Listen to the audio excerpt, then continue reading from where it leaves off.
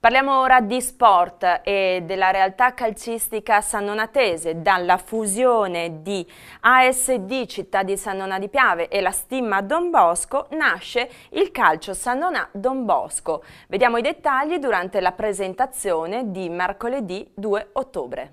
Quest'anno il calcio Sannonà riparte dalla terza categoria, una nuova avventura. Per quali prospettive in futuro?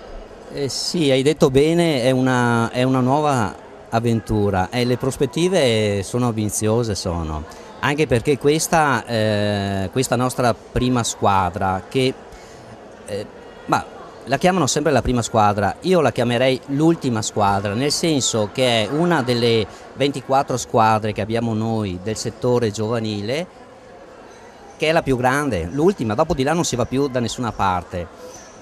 È ambizioso perché Sannonà ha un bacino importantissimo e quindi è chiaro che noi da qua dobbiamo ripartire e soprattutto giocheranno i nostri ragazzi, quelli che vengono su dalla Juniores, e vogliamo che il pubblico ci venga dietro perché è una bella esperienza questa, bisogna portarla avanti.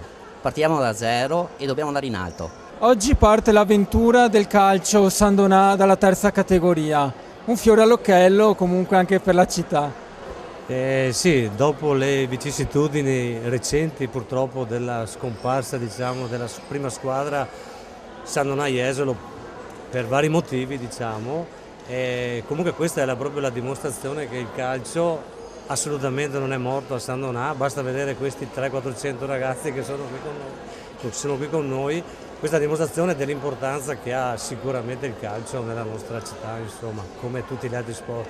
Però il calcio in primis, noi come amministrazione dovremo avere un occhio di riguardo anche per poter programmare o riprogrammare un qualcosa di più serio. Sicuramente la terza categoria non è una categoria adatta alla nostra città, Comunque ripartiamo dal basso solo per salire. A me piace dire che ogni volta che vedo un ragazzo 12, 13, 14 anni giocare a calcio o a basket, sicuramente è un ragazzo in meno che gira per i bar o che fa altre cose che non vogliamo.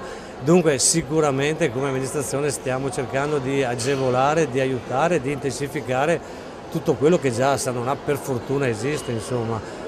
Io ricordo sempre che non è merito mio ma della storia, Sannonà è una delle città più sportive d'Italia, anzi mi dicevano che siamo al secondo posto nel 2012 il rapporto tra cittadini e praticanti non sportivi, non tifosi.